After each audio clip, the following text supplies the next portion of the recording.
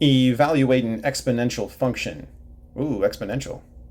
So a lot of evaluating. All we're doing is taking information we're given, putting it into the information we have, and then interpreting it, using an input, generate an output. Evaluate, evaluate, evaluate, evaluate. So using the following functions, using the following function rule to find the function of 1. This is a very simple process because we know that anytime we're given the function of something, that just means we're substituting the x value in the function with the number we were given, and then we evaluate or solve. So if I was using the same problem, 7 times 3 to the x plus 10, and say I was looking for the function of 2, then I would have the function of 2, and I'm using this problem right here, equals 7 times 3 to the second plus 10. And all I did was take that 2 and put it in for the x in the equation. Then I would solve exponents before multiplication, then addition to generate my y value. These things are going to continuously happen. You can start seeing there's a trend. Regardless of the type of function you're given, you can always substitute x values in for where x is in the equation to generate your y value.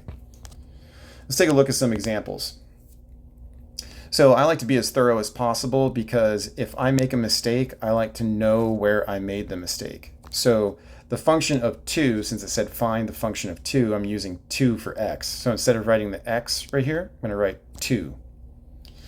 So the function of 2 is equal to 2 times 12 to the second is 12 times 12, which is 144. The function of 2 equals 288, which means that we generated coordinates 2, 288. Not bad. It seems like this whole evaluating process is replicating itself with a lot of ease. That's good. So find the function of 3. So I'm going to rewrite this. X is going to be 3, so 2 times 9 to the third plus 10. So 9 to the third is going to be 9 times 9 times 9. Whenever we keep on moving further into this, you're going to get into a whole bunch of exponents, and you're going to have to be able to work those forward and backwards. So function of 3 is 2 times 9 times 9 is 81, times 9 is 729, plus 10. Exponents come before multiplication, division. I do see parentheses there, but there's nothing to do inside of them, so don't think I forgot that. Function of 3 equals 729 times 2, which is 1,458, plus 10.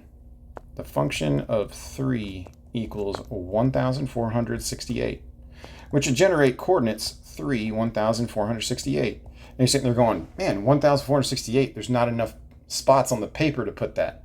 Well, it depends on the scale that you're using for your y values. If you're using it by hundreds, then you'd have a place to put it. It depends on the size of the graph you're using.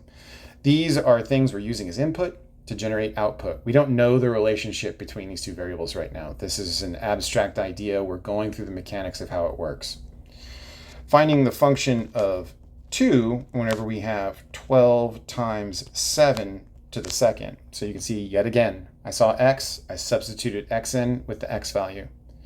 So f to the second equals 12 times 49. 12 times 49 is going to give you 588. F to the second equals 588, which generated coordinates 2, 588.